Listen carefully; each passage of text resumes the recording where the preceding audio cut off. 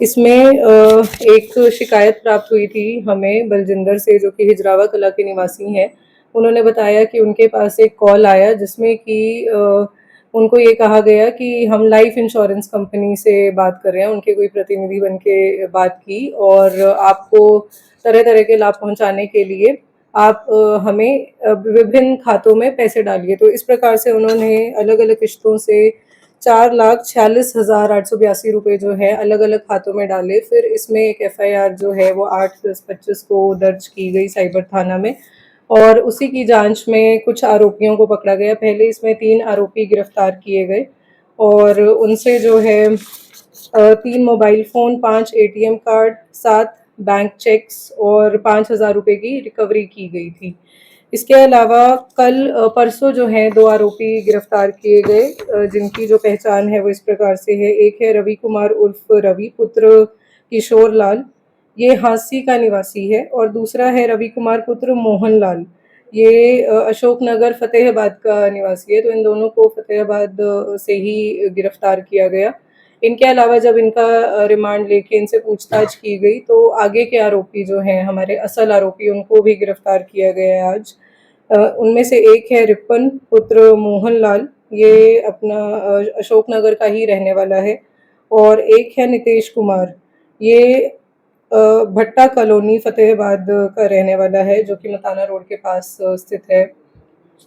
रवि कुमार उर्फ रवि और रवि कुमार पुत्र मोहन लाल, इनसे बहुत सारे जो हैं डिवाइसेस जिनके ज़रिए ये साइबर फ्रॉड को अंजाम देते थे वो रिकवर किए गए हैं, जिनका विवरण इस प्रकार से है। एक इसमें Redmi A5 फ़ोन है, एक Redmi A2 है, एक नारजोंगी मोबाइल है, नोकिया कीपैड मोबाइल है, डेल कंपनी का लैपटॉप है, कैनन प्रिंटर है, 3 सिम कार्ड हैं, एक ATM कार्ड, कुछ कंपनी के फर्जी टावर लगाने से संबंधित इनके पास दस्तावेज मिले हैं, और एक कंपनी के, और इनके पास जो हैं 3 फर्जी मोहरें मिली है। तो इन सभी के माध्यम से ये लोगों के साथ साइबर फ्रॉड करते थे, और इनके अलावा इनके पास से कुछ कैश भी बरामद किया गया, रिकवरी भी की गई है, जिसमें रवि कुमार से 10,000, रवि कुमार पुत्र मोहन लाल से 15,000, रिपन और नितेश से कुल मिला के 40,000, तो कुल 65,000 रुपये की रिकवरी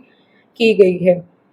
इसके साथ साथ मैं इस प्रेस वार्ता के माध्यम से आम जनता को भी ये संदेश देना चाहूँगी कि यदि आपके पास कोई भी फ़ोन कॉल, मैसेज या फिर लिंक आपको ऐसा प्राप्त होता है जिसमें कि आपको किसी प्रकार का लालच दिया जा रहा है या फिर अपनी पर्सनल जानकारी साझा करने के लिए कहा जा रहा है, तो आप उससे बचें और तुरंत 1930 पे कॉल करें। इसके अलावा यदि आपको किसी प्रकार के भय की स्थिति में भी डाला जा रहा है, जिससे कि आप एकदम पैनिक हो जाते हैं, जैसे कि डिजिटल अरेस्ट का यदि आपको कोई कहता है, तो उस प्रकार की स्थिति में भी आपने 1930 पे कॉल करके अपनी कंप्लेंट जो है दर्ज करवानी है। इस प्रकार के फ्रॉड से बचना है।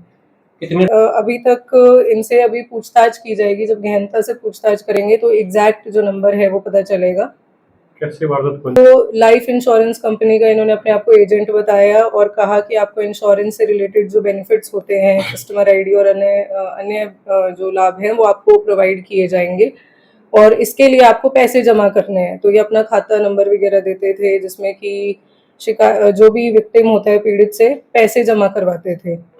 साइबर फ्रॉडस्टर्स हैं, उनका कुछ कुछ एमओ तो होता ही है, जैसे कि एक तो ये डेटा प्रोफाइलिंग जो है, आपकी जो भी आपकी सोशल मीडिया पे डेटा आप साझा करते हो, अपनी पर्सनल जानकारी साझा करते हो, उसकी ये प्रॉपर प्रोफाइलिंग करते हैं, जिससे कि उनको एज और जो भी आपका प्रोफेशन है उसके बारे में जानकारी लेके फिर ये आपको कॉल करते हैं। इसके अलावा ये जो बुजुर्ग लोग हैं या फिर महिलाएं हैं, उनको भी टारगेट करते हैं, क्योंकि उन्हें ऐसा लगता है कि इस वर्ग के लोगों को टारगेट करना जो है वो ईजी होगा। तो जो है उनको ये अपने अलग अलग तरीकों से उनके साथ साइबर फ्रॉड ये करते हैं।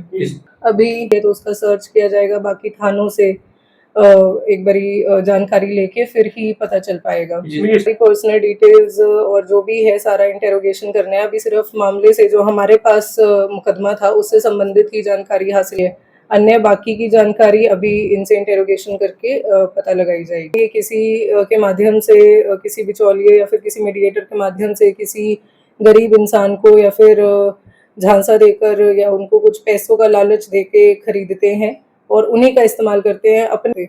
स्टेट के अलावा भी उसने अनजाने में दिया है तो फिर उस हिसाब से उस पर कार्यवाही अमल में लाई जाती है। रिमांड पर बिल्कुल, अभी इनको रिमांड पे लिया जाएगा ताकि इनसे बाकी की भी जानकारी इन्होंने रिकॉर्ड किया है, कहाँ इन पर मुकदमे दर्ज हैं, अन्य जगह के लिए इनको रिमांड पे लिया जाएगा।